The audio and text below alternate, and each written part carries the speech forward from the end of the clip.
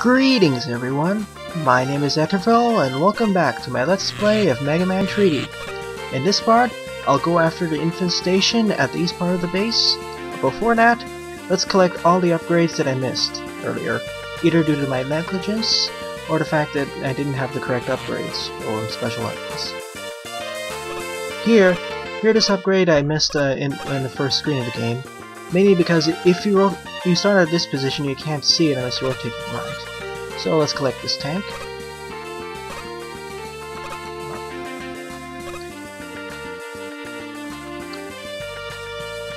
The next few upgrades are connected to this screen.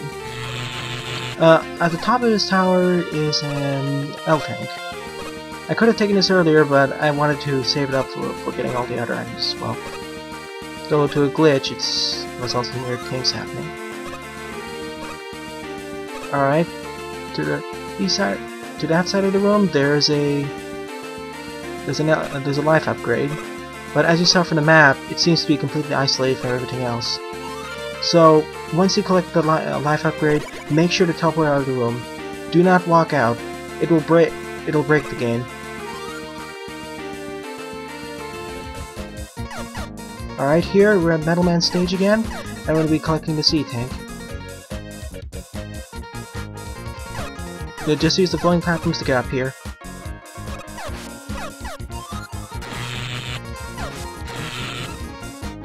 Meanwhile, another part of Metal Man stage, similar scenario. Use the flowing platforms again to get on these platforms and scale the gap.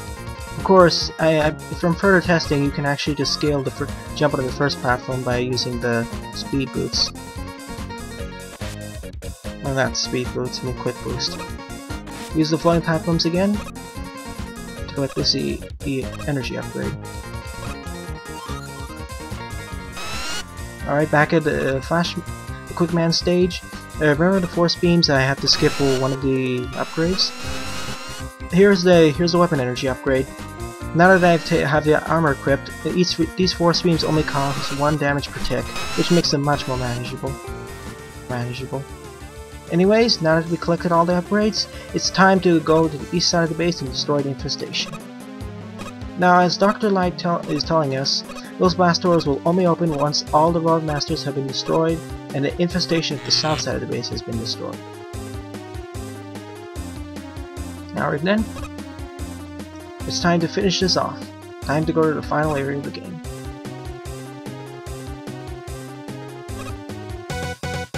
And in this area is my most favorite music of this entire game.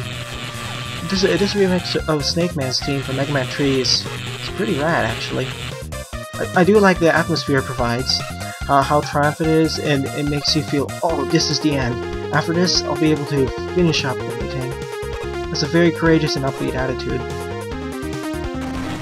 Over here are some Darkmans, I believe. Each of these Darkmans has one of the traits from the Grease Roller Masters. The red Darkman has the ability to use Heatman's Flamethrower.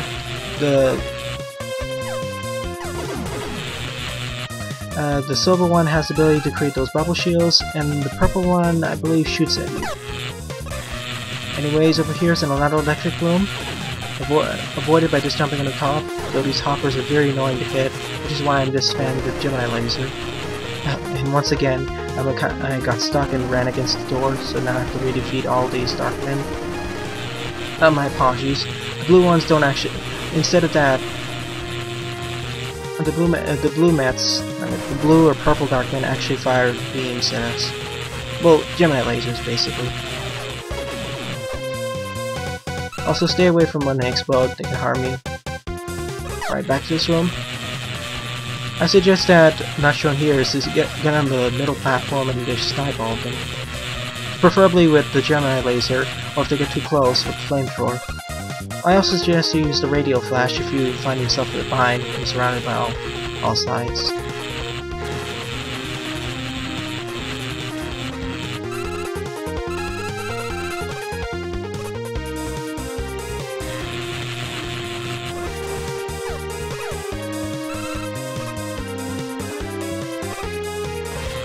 As a side note as well, this game is a little bit different in the sense that Dr. Wily isn't the final boss, as he usually is in most other fan games I can think of.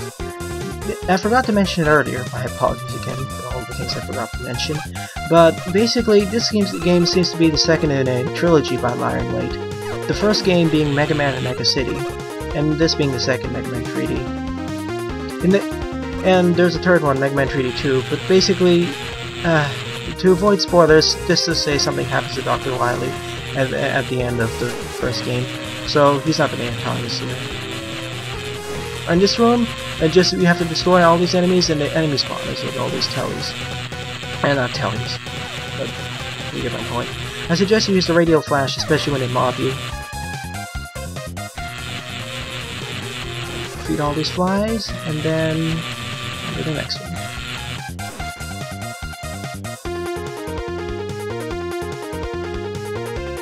I decided to equip the missiles here because all these darkmans, all these bright reddish orange darkmans have the ability to fire rockets at you, or missiles. So I decided to fight them using my Gemini laser as well as use missiles against them as well. I still find it odd why there's destructible terrain over here. Well, probably for barriers. Don't look at the top. And last time I checked, there's nothing on the top except these. Well, I may be wrong though. Here's a room that's basically reminiscent of Gemini Man's stage, though in this case it's a bit harder in the sense that those lasers are being focused from some of those center orbs or cylinders, and if they hit the other cylinders, it causes them to release radio flashes. My suggestion is just rush through it, stand on the top, and you won't get hurt, or just use a quick boost. Here's Quick Man's stage. This time you have to destroy all these enemies while avoiding all these force beams. Now, once you stand in front of them, the force beam will rush towards you, but you can trick them; they'll start to disappear after a while, so I just leave them around the room. And funny enough, you can actually stand in between the two force beams if you're positioning yourself carefully, as demonstrated right here. So you can use that to ease up the pressure.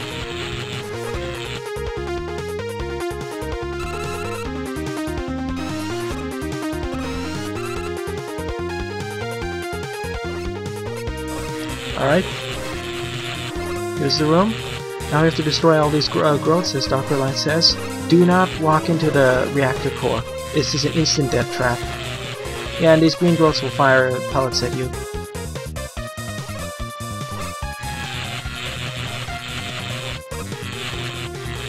Yeah, and also another odd thing about the final stage is that there is no boss rematch.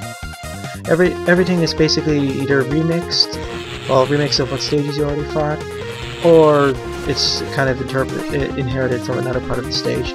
But no Roland Master refights, which is kind of sad. Anyways, here's the bosses of this stage: Punk, Anchor, and Blade, who themselves are basically kind of like remixes or combinations of the previous Roland Masters. Punk is basically like Metal Man, in the sense that his projectiles will bounce over the room. Anchor is basically a combination of Quick Man and Needle Man, in the sense that he'll run around the room and jump around. Once he slams, he'll fire a spread of 5 pellets, just like Needle Man. And Blade is basically like Gemini Man. He'll jump towards you and then fire a short to medium range Gemini laser. Or not Gemini laser, it's more like his concentrated radio flash in laser form. Anyways, to defeat them, I suggest you use weapons such as the flamethrower, Gemini laser, as well as the missiles, as they do a ton of damage. Also, to keep a notice that they seem to be completely resistant to certain weapons.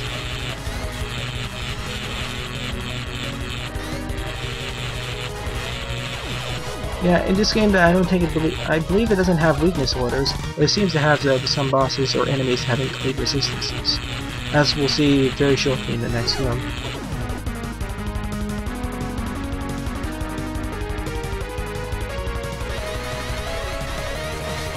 Over here I decided to use the gear shot as I was thinking that as Blade was more resistant to the Gemini laser.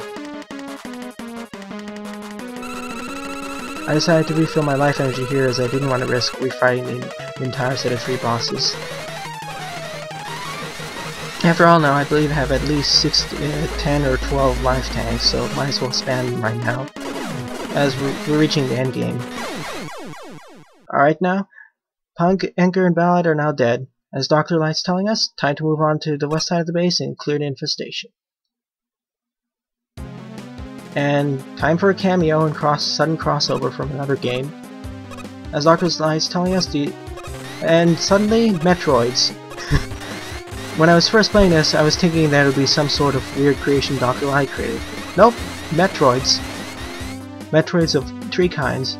Red, blue, and green. They don't really have any special abilities, but apparently they do seem to have certain resistances. It seems like the red Metroids are resistant to flamethrowers, and the blue Metroids are resistant to the Gemini laser, and the green Metroids are resistant to the gear shot. So, to take on most of them at the same time, I decided to use the spread shot again. As it's a nice compromise between relatively high attack power and being able to damage every one of these enemies in one hit. Yeah, and they're kind of annoying to face off, especially with all the obstructions in this room, as they tend to pulse in a semi-random fashion, or jump around a bit. But yeah, Metroids are apparently behind the entire reason why the Robot Masters in space are going crazy. A bit odd when you think about it, but oh well. And when I was first playing this, I wasn't expecting this type of cameo.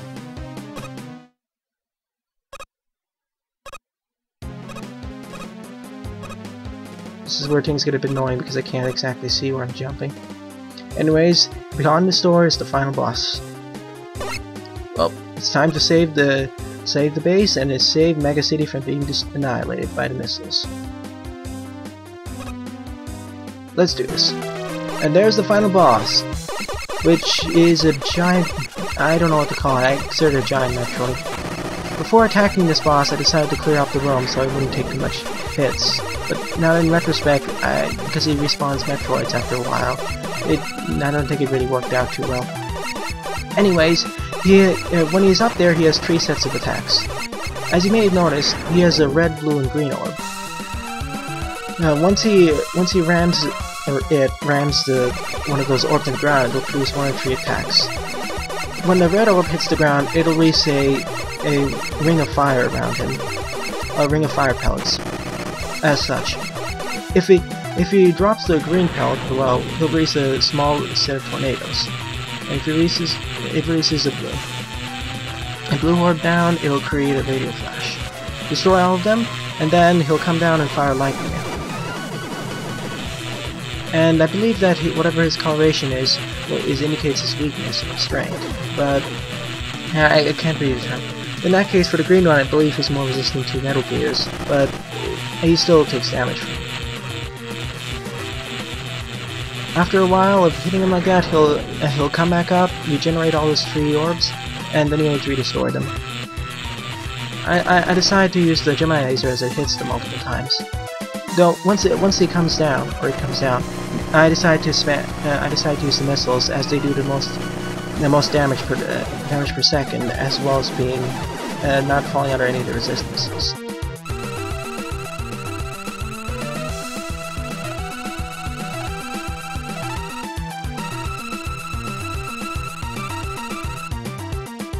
Overall, though, it's definitely the hardest boss battle of the game, especially with the ridiculously huge life bar he has. But he isn't too bad once you get used to it. And of course, you have over 10 of each tank. Just destroy each of the 3 orbs, wait for it to come down, and start wailing on it with missiles and any of your weapons. It's coming down again. Now I could have done a bit better by jumping over the lightning. But I was trying more to dodge the Metroids themselves.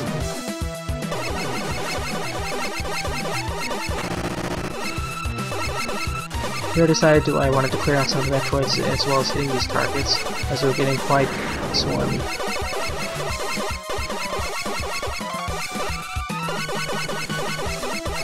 And yeah, we already heard this music back at the infestation house of the base. It gets kind of repetitive. I really wish there was a more unique final boss team.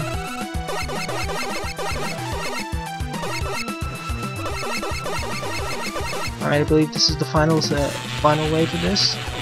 I throw several missiles, and for fun I decided to do the final blow with my simple Mega Buster. Boom! And he's down. End of the game. We're out of here. Even though Dr. Light told us to destroy everything we took. Anyway. And as the ending credits say, Mega Man has eradicated the entire infestation. Apparently killing that destroyed all the other Metroids. No clue was found as to Alien's origins or dimensions, but the base systems were restored. And Mega Man is once again a hero, for the XDth time now. And the Metroids were never seen again, until the Metroid games, that is, several centuries later. At this point I was half expecting Samus to appear somewhere. And a nice reference to the building at the beginning of the game as well as Mega Man 2. Anyways, here's the cast roll of all the Bullet Masters we fought. I do like the remix of the Mega Man 3 Inter team as well. It's a nice way to close up the game. As in the beginning of the game we had the Mega Man 2 intro team, now we end with the Mega Man 3 intro team. Well, overall I pretty much like the game and its selection of environments and Bullet Masters, but as I demonstrated in this game, there are quite a few glitches which hold it back, as well as questionable design choices, as well as the camera being annoying. But I really enjoy this experience, especially also due to the fact that not that many 3D Mega Man games out. But anyways, I'll see you in my next LP. Thanks for watching, viewers, and have a nice day. Doodles!